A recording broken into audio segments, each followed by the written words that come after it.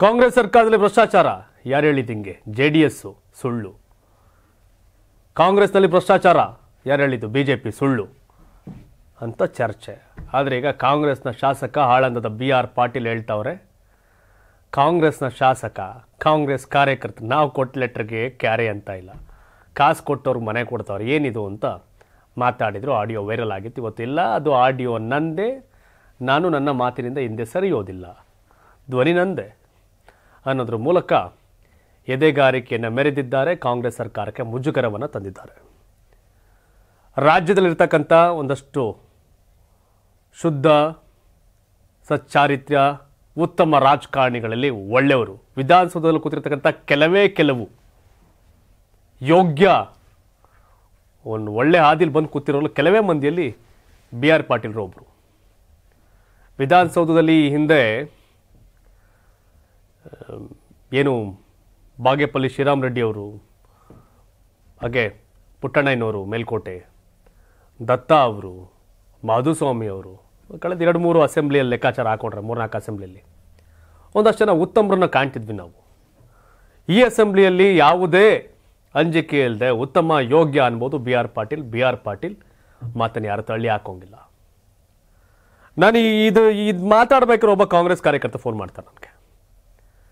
ಕಳೆದ 2 ಅವರಿಂದ ಅಲ್ಪಸಂಖ್ಯಾತ ಸಮುದಾಯ ಸೇರಿದಂಥ ವ್ಯಕ್ತಿ, ಶಿವಣ್ಣ ಅದ್ಲೇನು ಹೇಳ್ತವ್ರು ಕರೆಕ್ಟು, ನಾನು ಅಪ್ಲಿಕೇಶನ್ ಹಾಕಿದ್ದೆ ಬೆಂಗಳೂರಲ್ಲಿ, ನಾನು NTS ಅಪ್ಲಿಕೇಶನ್ ಹಾಕಿದ್ವಿ, 25,000 ಕೊಟ್ಟರೆ ಮನೆ ಅಂದರು. ನಾನು ಕಾಂಗ್ರೆಸ್ ಕಾರ್ಯಕರ್ತ, ನಾನೇ ಕಾಸು ಕೊಡಬೇಕು ಅಂತಂದರೆ ನೀನು ಯಾಕೆ ನಮ್ಮ ಸರ್ಕಾರದಲ್ಲಿ ನಮಗೆ ಹಿಂಗಾದ್ರೆ ಹೆಂಗೆ, ಇದು ಒಪ್ಪಕ್ಕೆ ಸಾಧ್ಯ ಇಲ್ಲ, ಕರೆಕ್ಟ್ ಅವ್ರು ಹೇಳಿದ್ದು ಅಂತ ಹೇಳಿದ್ರು. ಒಂದು ಎಕ್ಸಾಂಪಲ್ ಅಷ್ಟೇ ಇದು. ಕಾಸಿದ್ದವನೇ ಬಾಸು ಅನ್ನೋ ಕಾರ್ಯಕ್ರಮ ಆಗ್ಬಿಟ್ಟಿದೆ. ನೀನು ಯಾವ ಕಾರ್ಯಕರ್ತ, ಕಾಂಗ್ರೆಸ್ನ ನೀನು 100 ವರ್ಷ ಕಟ್ಟು, 50 ವರ್ಷ ಕಟ್ಟು, 20 ವರ್ಷ ಕ್ಯಾರೆ ಅನ್ನಂಗಿಲ್ಲ, ಕಾಸು ಮಡಗು, ಕೆಲಸ ತಗೋ, ಕೆಲಸ ಮಾಡ್ಕೋ ಅನ್ನೋ ಹಂತಕ್ಕೆ ಬಂದ್ಬಿಟ್ಟಿದೆ ನಮ್ಮ ಪಾರ್ಟಿ ಅಂತ ಎಷ್ಟೋ ಜನ ಬಿದಿಲಿ ಮಾತಾಡೋಂಗಾಗಿದೆ. ಆದರೆ BR ಪಾಟೀಲ್ ತಡ್ಕೊಳ್ಳಿಲ್ಲ, ಎಲ್ಲವನ್ನು ಹೇಳ್ತಾ ಇದ್ದಾರೆ, ಸರಿ ಹೋಗ್ಬೇಕು ಇವೆಲ್ಲ. ಅವನ ಗ್ರಾಮ ಪಂಚಾಯತ್ ಅಧ್ಯಕ್ಷ ಮನೆ ತಂದ್ಬಿಡ್ತಾನೆ, ನಾವು ಒಬ್ಬ MLA ಲೆಟರ್ಗೆ ಇವರು ಕ್ಯಾರೆ ಅನ್ನಲ್ವಲ್ಲ ಅನ್ನೋದು. ಬಟ್ ಇದನ್ನು ಪಾಸಿಟಿವ್ ಆಗಿ ಯಾರು ಸ್ವೀಕಾರ ಮಾಡಿ ಹೌದು ಅದರ ತಿದ್ಕೊಳ್ಳೋಣ ಅಂತ ಯಾರು ಹೇಳ್ತಿಲ್ಲ. ಕೆಲವರು BR ಪಾಟೀಲ್ಗೆ ಬೆದರಿಸೋ ಗದರಿಸೋ ಕೆಲಸ ಕಾಂಗ್ರೆಸ್ಸಲ್ಲಿ ಆದಂಗೆ ಕಾಣ್ತಾ ಇದೆ. ಅದು ಯಾರಿಗೂ ಜಗ್ಗೋ ಮಗ ಅಲ್ಲ BR ಪಾಟೀಲ್. BR ಪಾಟೀಲ್ ಹಿಂದೆ KJPಯಿಂದ MLA ಆಗಿರೋ 13ನಲ್ಲಿ. ರಾಜಕೀಯ ಆದಿ ಭಾಳ ಇದೆ ಅವ್ರದ್ದು, ಅದು ಬೇರೆ ಕತೆ.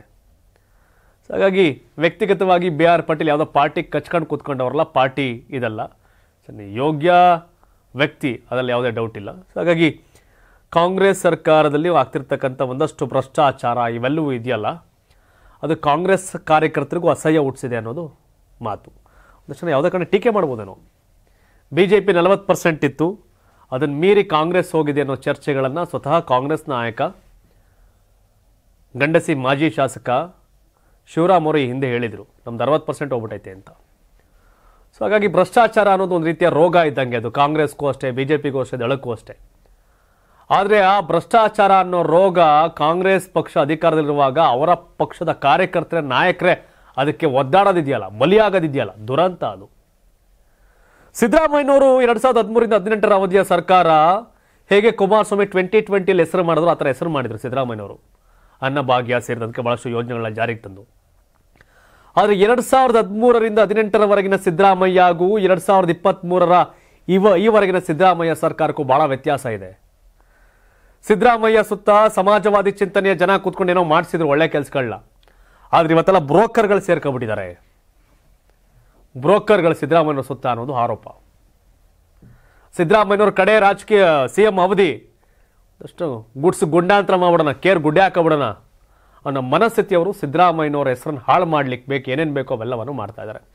ಹಾಗಾಗಿ ಅವ್ರ ಮಂತ್ರಿಗಳ ಕಡೆ ಗಮನ ಹರಿಸಕ್ಕೆ ಸಾಧ್ಯ ಆಗ್ತಿಲ್ಲ ಅನ್ನೋದೊಂದು ಮಾತು. ನಾನು 86 kg ಇದ್ದವಳು 71 kg ಬಂದಿದ್ದೀನಿ. ವಯಸ್ಸಾದ್ಮೇಲೆ ಸ್ಮಾರ್ಟ್ ಆಗಿ ಕಾಣ್ತೀರಾ ಅಂದ್ರೆ ಜಿನ್ನಿ. 126 kg ವೇಟ್ ಇದ್ದು ನಾವು ಈಗ 114 kg ಲೆಕ್ಕ ಬಂದಿದ್ದೀವಿ. ಯಾವುದೇ ಸೈಡ್ ಎಫೆಕ್ಟ್ ಆಗಿಲ್ಲ. 84ರಿಂದ 50 kg ಬಂದೆ, ಆಮೇಲೆ ಸಣ್ಣಗೆ ಫಿಟ್ ಆಗಿದ್ದೀನಿ. ಅದಕ್ಕೆ ನಾನು ಯೂಸ್ ಮಾಡ್ತಾ ಇರೋದು ಜೀನಿ ಸ್ಲಿಮ್.